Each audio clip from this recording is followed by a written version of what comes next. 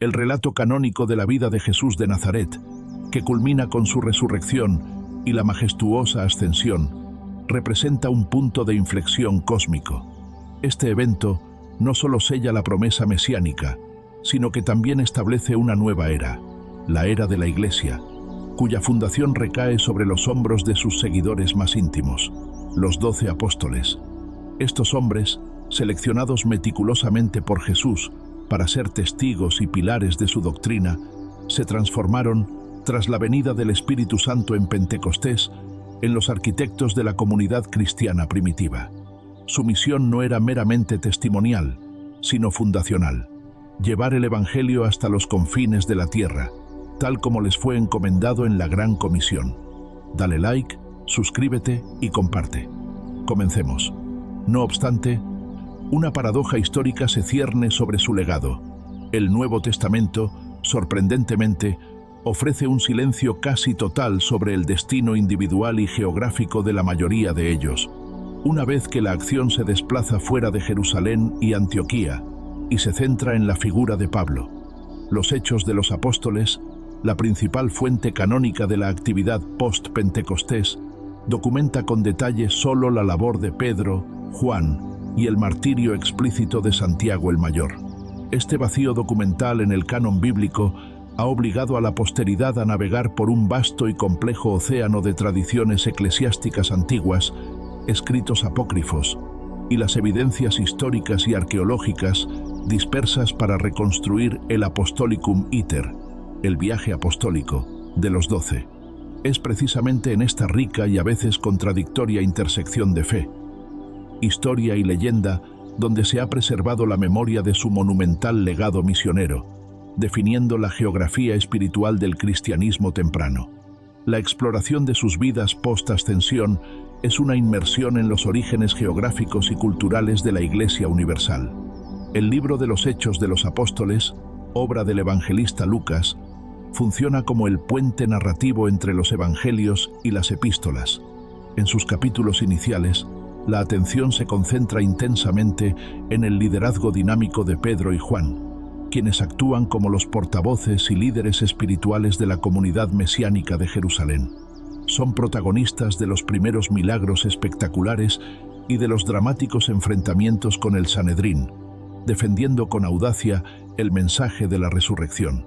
Sin embargo, este enfoque inicial se ve interrumpido por un evento crucial y sombrío: el martirio de Santiago, el hijo de Zebedeo, Santiago el Mayor, cuya ejecución por la espada, ordenada por Herodes Agripa I, alrededor del año 44 después de Cristo, Hechos capítulo 12, versículo 2, es el único destino final de un apóstol registrado de manera explícita y concisa en el canon bíblico. Este acto de violencia no solo confirma la peligrosidad inherente a la predicación del Evangelio dentro del Imperio Romano y sus territorios vasallos, sino que también anticipa el destino final de la gran mayoría de los 12, la persecución brutal y el martirio como sello de su fidelidad. Después de este evento, la narrativa de Hechos realiza una transición estratégica para enfocarse en la misión de Pablo a los gentiles, dejando el rastro de los otros apóstoles a merced de la tradición extrabíblica que floreció en las iglesias que ellos mismos fundaron. Simón, rebautizado por Jesús como Kefas, piedra o roca, y conocido universalmente como Pedro, es, sin lugar a dudas, el apóstol cuyo destino post-ascensión está más ricamente documentado y es más teológicamente significativo. Hechos lo consagra como el orador preeminente en Pentecostés. Hechos capítulo 2, el líder indiscutible de la iglesia naciente en Jerusalén, y el instrumento divino para la inclusión de los gentiles en la fe a través del encuentro con el centurión Cornelio. Hechos capítulo 10. Las epístolas atribuidas a él, primera y segunda de Pedro, aunque posiblemente escritas por secretarios o discípulos, proyectan una autoridad pastoral indiscutible. La tradición eclesiástica antigua, que es notablemente unánime y robusta, sitúa el culmen de su ministerio en la capital del imperio.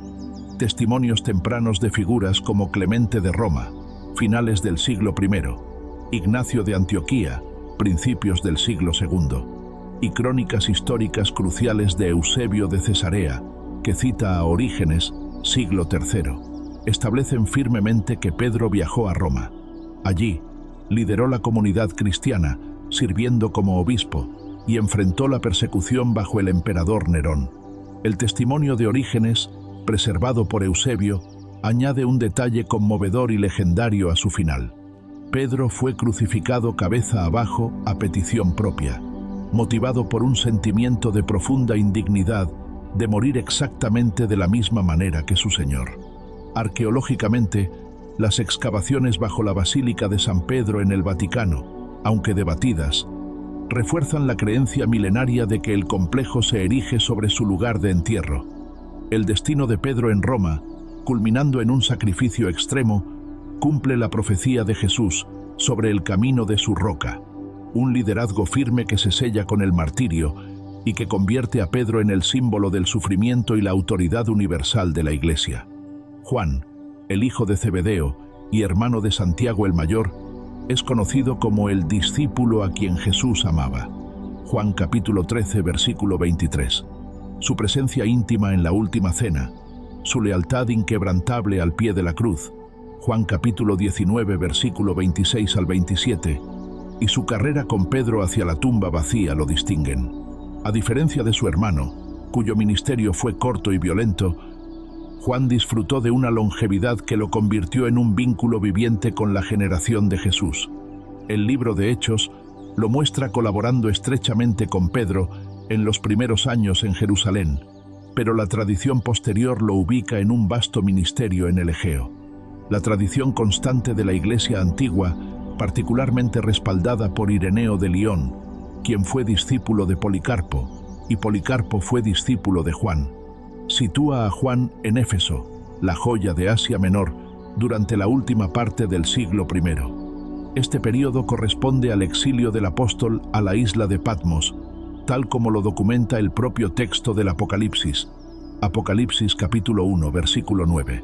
Yo, Juan, vuestro hermano, y copartícipe en la tribulación, estaba en la isla llamada Patmos por causa de la palabra de Dios y del testimonio de Jesús. Desde Éfeso, o de regreso allí tras el exilio bajo Domiciano, se cree que escribió su evangelio de profunda introspección teológica, el Evangelio espiritual, y sus 3 epístolas. Juan es venerado como el único de los 12 que murió de causas naturales, aunque no sin haber sufrido persecución y un exilio riguroso. Su larga vida en Éfeso fue fundamental para consolidar y guiar el cristianismo en Asia Menor, un centro intelectual y geográfico de vital importancia para la fe primitiva. Andrés, hermano de Pedro, ocupa el lugar privilegiado de ser el primer discípulo llamado por Jesús, siendo quien luego presentó a su hermano. Juan, capítulo 1, versículo 40 al 41. Aunque su presencia en los evangelios es esporádica, la tradición posterior le asignó un rol misionero que refleja la expansión del cristianismo hacia el mundo greco-eslavo. Su destino se convierte en la fundación simbólica de las iglesias orientales, que buscaban trazar su linaje directamente a los 12. Los textos apócrifos, notablemente los Hechos de Andrés, lo envían a regiones lejanas. La tradición más persistente y aceptada lo conecta con la evangelización de Sitia, un vasto territorio que abarcaba partes de la actual Ucrania y Rusia, Bitinia, Tracia y Grecia. Es especialmente venerado en las iglesias ortodoxas. Una tradición robusta sostiene que Andrés fundó la sede de Bizancio, que más tarde se convertiría en Constantinopla, la capital del Imperio Bizantino y la sede de la ortodoxia oriental. Su ministerio culminó en el martirio en Patras, Acaya, Grecia. La leyenda más célebre de su final sostiene que fue crucificado en una cruz con forma de X, una figura que desde entonces se conoce como la Cruz de San Andrés. Su profunda conexión con el mundo griego y eslavo lo convierte en el santo patrón de varias naciones, incluyendo Rusia, Rumanía y, sorprendentemente, Escocia. La vida de Andrés subraya la rápida difusión de la fe fuera de los límites del imperio. El resto de los 12 apóstoles, excluyendo a Judas Iscariote, cuya desaparición está narrada en Mateo capítulo 27, versículo 3 al 10, y Hechos capítulo 1 versículo 18 al 19, y Matías, cuyo rastro es el más tenue, se convierten en figuras predominantemente definidas por tradiciones extrabíblicas. Estas narrativas, aunque variables en su precisión histórica, son vitales para entender cómo las iglesias en el este, el sur y el lejano oriente trazaron sus orígenes, explicando la asombrosa expansión del cristianismo en el siglo I. El impulso misionero de estos hombres fue la fuerza motriz que llevó el mensaje más allá de la cultura judía y romana. La figura de Santiago, el hijo de Alfeo, se confunde a menudo en la tradición con Santiago, el hermano de Jesús, Santiago el Justo, quien fue el líder indiscutible de la iglesia en Jerusalén y el autor de la epístola de Santiago. Si se asume que el apóstol y el líder de Jerusalén son la misma persona, una identificación histórica común pero debatida, las tradiciones sobre su vida son ricas. Santiago el Justo es descrito por el historiador judío Josefo como un hombre de piedad extrema. Eusebio de Cesarea, citando a Hegesipo, siglo II, relata su martirio alrededor del año 62 después de Cristo. Fue arrojado desde el pináculo del templo y al sobrevivir a la caída fue apedreado y finalmente golpeado hasta la muerte con un garrote mientras oraba por sus perseguidores. Este relato sitúa a un Santiago en el corazón de Judea, sirviendo como el puente más firme entre el cristianismo y el judaísmo hasta su muerte. Si se considera solo a Santiago el apóstol, hijo de Alfeo, las tradiciones son más escasas y lo sitúan en misiones en Siria o Persia, sufriendo el martirio, a menudo por lapidación. Felipe, originario de Betsaida, como Pedro y Andrés, es memorable en los evangelios por su papel en la introducción de Natanael, Bartolomé, a Jesús, Juan capítulo 1 versículo 45, y su pregunta pragmática en la alimentación de los 5.000, Juan capítulo 6 versículo 7. La tradición lo sitúa con firmeza evangelizando en Frigia, una región de Asia Menor conocida por su misticismo. El obispo Polícrates de Éfeso, siglo II, una fuente temprana y crucial, escribió al Papa Víctor I, afirmando que Felipe estaba enterrado en Hierápolis, Frigia, junto con sus hijas que eran conocidas por sus dones proféticos. Esta tradición, corroborada por escritos posteriores, cimenta el vínculo de Felipe con las iglesias de esa región. En cuanto a su martirio, las versiones varían, pero la más común sostiene que fue crucificado, o en algunas versiones, apedreado, por su predicación. Su legado es vital para el establecimiento del cristianismo en el corazón de Anatolia. Bartolomé, a menudo identificado con Natanael, Juan capítulo 1 versículo 45 al 51, se asocia tradicionalmente con las misiones más geográficamente remotas. La evidencia más poderosa de su extenso alcance misionero proviene de la tradición de Pantenus de Alejandría, siglo II, reportada por Eusebio. Pantenus, un misionero, supuestamente encontró una copia del Evangelio de Mateo en hebreo en la India, que según la tradición local había sido dejado allí por Bartolomé. Este relato lo sitúa como uno de los primeros evangelistas, si no el primero, en llevar el Evangelio al subcontinente indio. Otras tradiciones lo envían a Mesopotamia, Licaonia y más prominentemente a Armenia. En Armenia es venerado, junto con Tadeo, como el fundador de la Iglesia Apostólica Armenia. Su martirio, que se cree tuvo lugar en Albanópolis, actual Bakú o Derbent, fue uno de los más brutales. La tradición sostiene que fue desollado vivo y luego decapitado. Este terrible final se ha convertido en su sello iconográfico y es un testimonio del peligro que enfrentaban al desafiar las religiones locales en regiones paganas. Tomás, cuyo sobrenombre Didymus significa el gemelo, es universalmente conocido por su duda. Juan, capítulo 20, versículo 24 al 29. Sin embargo, su destino post-pentecostés lo transforma en el arquetipo del apóstol aventurero y el más lejano. La tradición más robusta y consistente, con respaldo en comunidades vivas, lo vincula inequívocamente con la India. Los hechos de Tomás, aunque apócrifos y llenos de elementos legendarios, describen su viaje, sus milagros y su martirio en el subcontinente indio. La comunidad cristiana de la costa de Malabar, en el sur de la India, Kerala, conocida históricamente como los cristianos de Santo Tomás, traza su linaje eclesiástico hasta su predicación en el siglo I. La tradición india sostiene que Tomás viajó al norte para servir al rey Gondofares y al sur, fundando iglesias en ambas regiones. Su martirio, que es ampliamente aceptado, ocurrió cerca de Madrás, hoy Chennai, donde fue atravesado con una lanza. La solidez de la tradición de Tomás en la India, en contraste con las tradiciones más vagas sobre otros apóstoles, subraya la amplitud de la ambición misionera de los primeros discípulos y establece el cristianismo indio como una de las iglesias más antiguas del mundo, fuera de Palestina y Roma. Mateo, el ex recaudador de impuestos, publicano, y el autor tradicional del primer evangelio, representa la conversión de un marginado social en un pilar de la fe. Su legado principal es su evangelio, que fue crucial al servir como un puente narrativo y teológico entre la promesa del Antiguo Testamento y su cumplimiento en Jesús. Las tradiciones sobre su destino geográfico son diversas, reflejando quizás una dispersión del conocimiento sobre su misión. Algunas tradiciones tempranas lo sitúan en Etiopía, otras en Persia y otras en Siria. Clemente de Alejandría, siglo II al III, es uno de los pocos en sugerir que Mateo murió de causas naturales. Pero la tradición posterior de la Iglesia lo honra como mártir, un final que parece más acorde con el destino de sus compañeros. Se cree que fue asesinado, a menudo con una espada o una lanza, en Etiopía o Persia. Su evangelio, escrito quizás inicialmente en arameo, según la tradición de Papías, citada por Eusebio, es su testimonio más perdurable, asegurando que su voz resonara en la iglesia mucho después de que su cuerpo yaciera en la tumba. Dale like, suscríbete y comparte.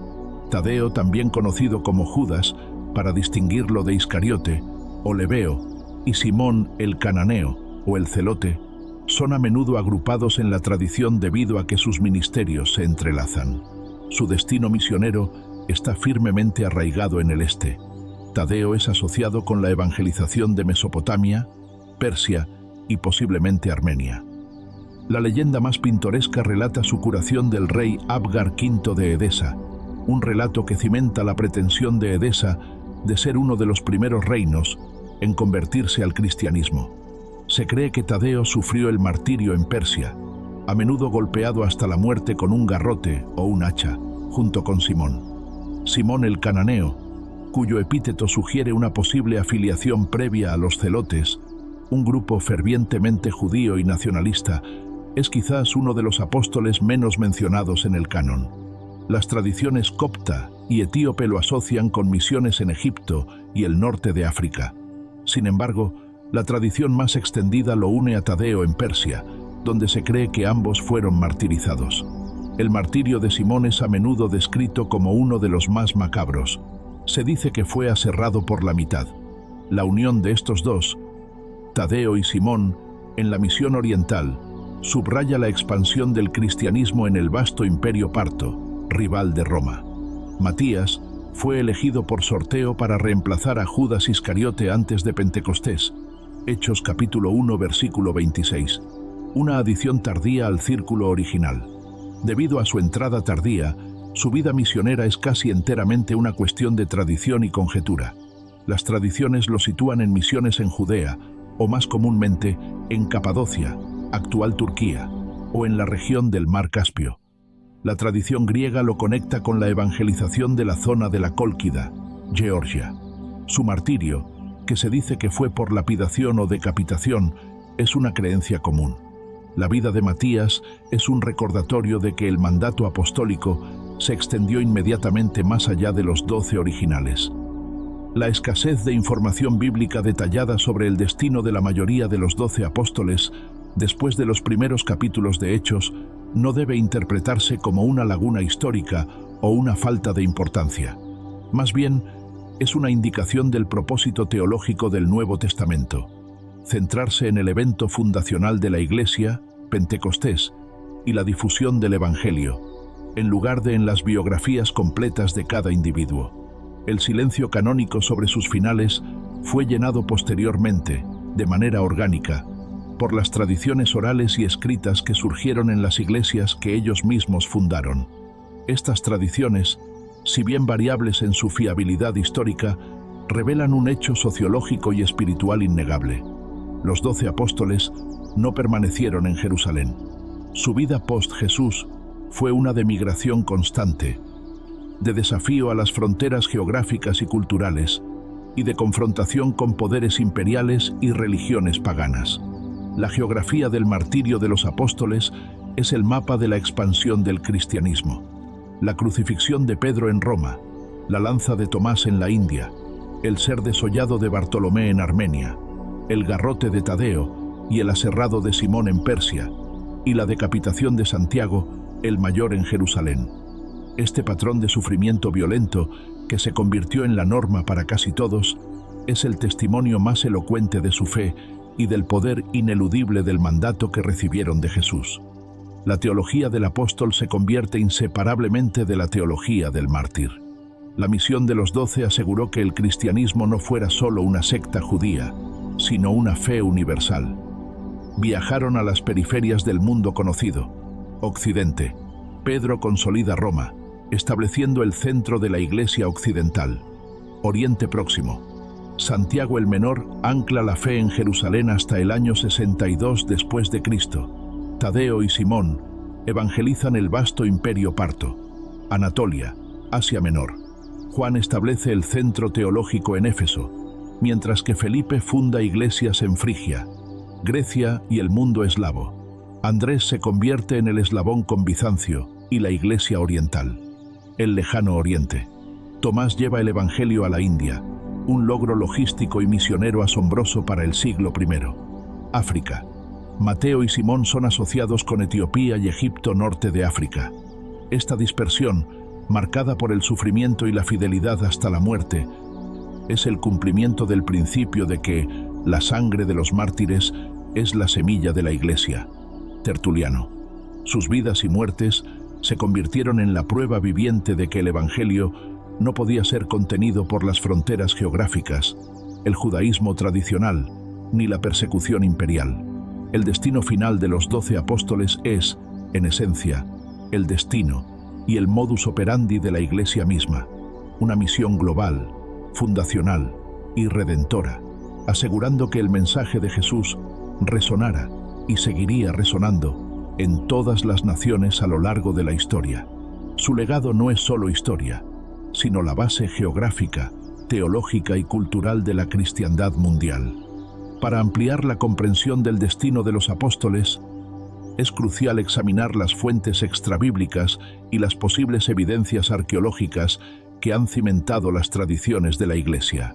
La veneración de los restos de los apóstoles fue un factor principal en la consolidación de sus lugares de misión. La posesión de reliquias no solo otorgaba prestigio a una ciudad o iglesia, sino que también era vista como un vínculo directo con la autoridad fundacional de la fe. Pedro y Roma. La identificación del lugar de entierro de Pedro bajo el altar papal en el Vaticano es un área de intensa investigación.